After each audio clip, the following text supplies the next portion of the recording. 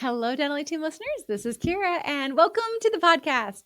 I hope today you are truly just so happy. I hope that you are honestly just living your best life, and I hope you know that you're truly doing better than you think you are. So, you guys, this is where we are. We're here to help you. Dentaly team is obsessed about helping you and your team thrive, to be able to give you guys the guidance that you need to navigate the challenges that we have in dentistry. And so, welcome. This is what I'm obsessed with. I hope that you just know that I truly love and adore this podcast family. I'm so grateful for you. I'm grateful for you sharing this with your friends. I love, love, love seeing you tag us when you're driving to work or listening in the car or taking us on a road trip. And my goal is to be always something of value for you on this podcast that you can go and implement immediately to make your life and your practice even better. For those of you new, welcome. For those of you who are OGs, welcome. I'm so happy to have you here. As always, please like and subscribe and leave reviews for our podcast. That way we can reach all the practices truly out there. Right now we have impacted several, but I know there's thousands of other practices that we could reach and guide. And the only way I can do that is through your help of sharing this. So as always, if you've shared, thank you. I just gave you a high five or a hug to say thank you. And I'm so glad that you're here. All right. Today, I'm going to give you some quick tacticals on some billing help, how to handle old balances. I think old balances are just annoying, and I help practices with this all the time. Just to give you a little story, I kind of like stories on podcasts. I'm here to rattle and roll, and today I want to just take you down a little bit of memory lane.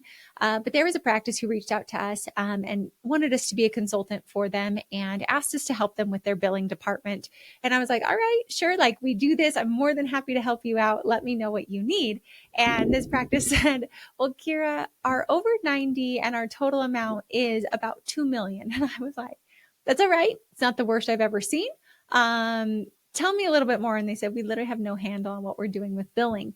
And I was like, fantastic. So we got on, we started working with, they had a few different practices, 2 million. Could you imagine? Like, this is why I get paid what I get paid, because we go and we find these little money, like holes in the practice, and we patch them up, and we're able to add all this money back into your practice and to help you and to put systems into place so this doesn't happen again. I think that's the biggest thing, is let's make sure this does not happen again.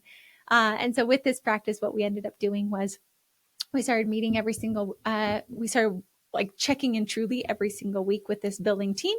We created spreadsheets. We had them download the AR. We prioritized which balances for them to go after first. And then we started like just chipping away at it. And we were heavy on our accountability. You better believe that I was hot to trot on this practice. And it was every single week I was getting a report, an update. How many claims did they work through? We looked to see, I think we had over 5,000 accounts to go through. So what we did is we said, all right, I'm going to grab my calculator because I don't know off the top of my head. We said, all right, 5,000 accounts. We are working 20 days. That means we need to get through 250 accounts per day. We had 3 people working on it. That meant 83 accounts per person. Now, that's not realistic, right? And so what we did is we took those 5,000 accounts and we did that over 3 months before we ran a new AR account.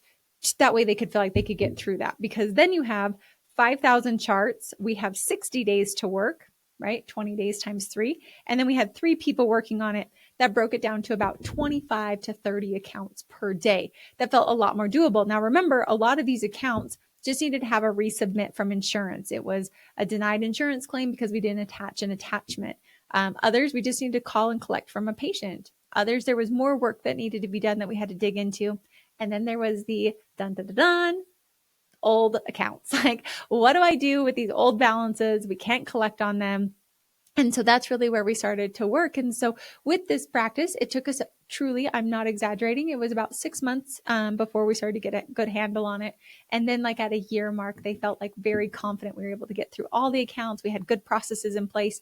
We started collecting when people were coming in the door, and that way all those accounts. So this billing team looked to see who on the schedule we could collect from, because that then, instead of just these 3 people working on it, we also had all of our front office team working on it, all the back office team. We were prepping the route slips, which a lot of billers will tell me that just feels like a waste of time, Kiera. I don't want to do that. I don't want to prep these charts. And I think, yeah, but think you probably see, 25 to 70 patients per day.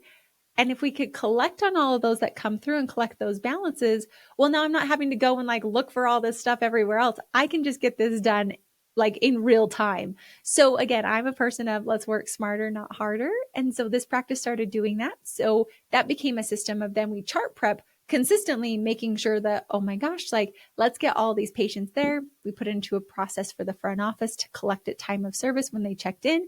And then we also made sure that we were really good on our treatment estimates to make sure that we didn't get into this hot water. And the reason this office got into hot water is not because they were doing anything wrong, but because this practice did not consistently work their insurance. And so they got all these old accounts, they got all these old balances. And guess what? That's no fun for anybody. That's not fun for the patient. That's not fun for the practice. That's not fun for cash flow. That's not fun for the billers. I mean, gosh, like when I look at 5,000 accounts, I'm like, all right, we got to work. Like we've got our spreadsheet to get through. And so for these practices, I just want you to know that no matter where you are, there's still hope. If we can help you on that, by all means, reach out. Even if you're not there yet, like that far, let's catch it. Because the ultimate goal is that you have no more than 1 month's worth of production in your total AR. So if you're producing 100,000, then guess what? I want no more than 100,000 in your AR at any given moment. Also, I really watch your over 90 accounts because those can tip to where they're no longer collectible. So what I recommend we do is when I'm working with a billing team is we're going to start with those big balances. And then let's make a big hit. Let's do a good impact. So I have people put it on an Excel spreadsheet. We have it color coded. It's actually so simple. And once billers get into this rhythm and doctors, when you have it, it becomes truly flawless. It's so beautiful. It's so easy to do. So we put it in there. We sort it. You can use it and sort the list and sort your AR list. So that way I can look. Usually within your over 90, it's usually held up in 5 to 10 accounts. So what we do is we actually go hit those accounts that are going to give us the biggest bang for our buck and our time. And we're going to go try and collect on those accounts, figure out what's going on with those accounts and try to collect. Now, when I have an office that has a lot of really, really, really old balances, there comes a question of, do we just write this off as bad debt or do we try to collect? And my opinion is you did the work. Let's try and collect whatever we possibly can. So on those offices, I usually send out statements. You'll be shocked at how much you actually can collect from those old balances, that old debt. And then we try to collect. I usually send 1, 2, or 3 statements, depending upon the practice and the doctor's choice. I do not think it's aggressive to send 3 statements. I also call. I'm making sure I call these patients. You can even let them know hey, we were updating our system and we noticed there was an outstanding balance. So we needed to get that collected for you. This is the total. And I can take Visa or MasterCard. Which do you prefer? Collect right over the phone. It's very simple. I know it feels weird. It's oh my gosh, we were supposed to have collected this a while ago. Well, high five. We updated our system. Hashtag we updated to actually looking at it is what we're trying to tell people.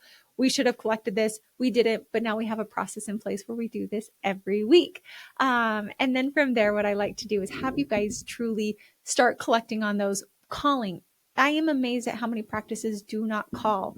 Also, I'm amazed at how many practices do not have an online payment portion. Well, it's a really easy way to get old balances because if you're expecting them to call during working hours or send you a check or write their credit card on a little piece of paper and send it back to you, well, we've just made it to where it's so much of a time delay. Why not just have them get on the phone, get on a call with you and start making the outbound calls? I just gave you the script. Use that for your team. That's how we start to work with these old balances. So now we've tried to collect everything. We're working on it. I also am very sticky that our billers are working at least 2 days a week. Billers, I'm going to tell you, you can work more efficiently. And I say that with grace and love and a hug because I don't want you working on this all the time. What I want you doing is I want you clumping things together, clumping insurance plans together, looking for all the patients that I can call, working A to J and then JK, K to Z. So we work those every other week. We're sending out statements. We're sending out text messages and we have a rhythm. I have a billing calendar that I share with offices. So that way we don't get off track. Yeah, you're going to have some hard work to do at the beginning. But once we get this on track and we have a system, guess what? You only have to work on it 2 days a week. It really does cut down time. And doctors, just so you know, again, that's depending upon the size of the practice. When we have multi-offices, it's a full-time job. When we're at one practice, one provider, it should be a 2-day job for billing. Now, billers might hear this and they might be angry with me. Billers, I'm saying that not because I think that you are doing things wrong. I'm just saying that most offices can do it that way. So let's give you the efficiency tips. Let's help you out. Let's make sure that you're able to do it too. That way you're able to do this in the most effective and efficient way as possible. My goal is to not waste time. Let's not waste time on hard things, but let's actually do things that are fun. You can also outsource this to third-party companies as well, that can also help. They're usually less expensive. So if you're struggling with billing, those are some solutions. So I promise you old balances. We've now gone through, we've done all this. We still have debt. We still have these balances that we can't collect. We've sent out our 3 statements. We've been contacting them. We've called them 3 times. This has also been documented in their ledger, so we know it's really been done. Doctors, you can run reports when it's documented. I usually do made up codes for these, but that way, doctors, you can run reports to see how many of these procedures are actually being, or how many of these calls are being done consistently. Okay, now it's a choice. You have choices. So depending on how old it is, what I usually like to do is I run my AR report. And then doctors, it's your decision here. I'm not going to tell you what to write off. All this money is technically owed to you. You did the work, so you get to decide what you want to do. I'll tell you my preference and I'll tell you what I usually recommend. But at the same time, this is your money and I want you to know you are entitled to every single penny that has been billed in the practice. I usually recommend anything below $20. If we can't collect it, it's not there, there's no way for us to collect it, just write it all off. I also like to do this at a strategic time point where it's probably at end of year or end of quarter. So that way I know at this point in time, I wrote off all this bad debt, because then we can move forward and we know that was like a bad time. We're never doing it again, but this was my one time. So anything $10 or less, $20 or less, just write that off, get that out of the accounts. It's going to clear up quite a few accounts for you. And before we do that, we've tried to collect. We've also, any person who has a balance on their account, I don't usually think sending someone to collections over $20. That's not my jam. I'm not usually a big proponent of collections, but again, every penny is entitled to you. So you decide what's best for you.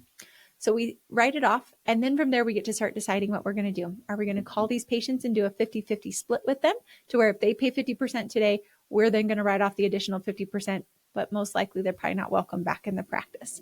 Are we going to send them to collections? Are we just going to say these balances are never going to be collected and we pick through them and decide?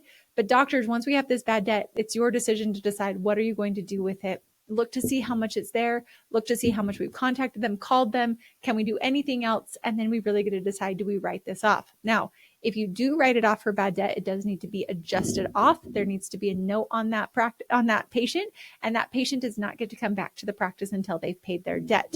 Let's not get ourselves back into hot water. But that's how we're going to handle these old balances. And I know this feels like icky, sticky, but when we get to this, like that practice, we worked on it 6 months, 8 months, 9 months. At the end of the year, we decided, we showed the doctor, we said, this is everything we've collected from this 2 million pile of these 5,000 accounts. And here we are. And I think we ended up writing off about $50,000 at the end of it, which that feels like a bad day, but $50,000 out of 2 million, I think they did a really, really great job. We had bad systems in place. We didn't have people collecting consistently. And that was the reality of where we got. But they then moved forward and we made sure we were at 98% collections. We kept that claim amount low. We kept our AR low. We made sure we never got over 1 month's worth of AR ever again. And this practice is happy, skipping along, but it was hard work. So I want you to know that it is tricky, but it is doable. And this is hopefully a quick tip for you of how you're able to handle those balances. Now, there's a lot of other pieces. There's a lot of other options. There's a lot of different things. I just kind of gave you a highlight reel today that hopefully will take you through to see, all right, what is my AR? Am I at 1 month or less of my AR? What are my highest balances? And what are my oldest balances? Can I get those collected? And then what do I need to start writing off? So those would be some of my quick highlight tips for you to get started.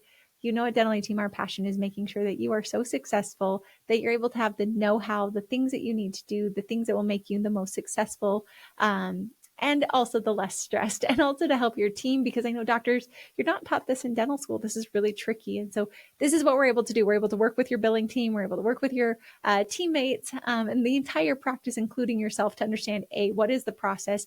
B, how do we get ourselves out of this mess? C, how do we never get there again? And D, how do we make sure that this is something that literally becomes a system that is forever running? rather than something that's person dependent. So that's what we're about. If that resonates with you, I'd love to hear from you. hello@thedentallyteam.com, or just go to our website and click on a call, or DM us. Either way, I'm happy to help you. If you're in a billing sticky spot, I'm happy to assess it with you, give you some free guidance, get you on your way. But always reach out, hello@thedentallyteam.com. And as always, thanks for listening, and I'll catch you next time on the Dentaly Team Podcast.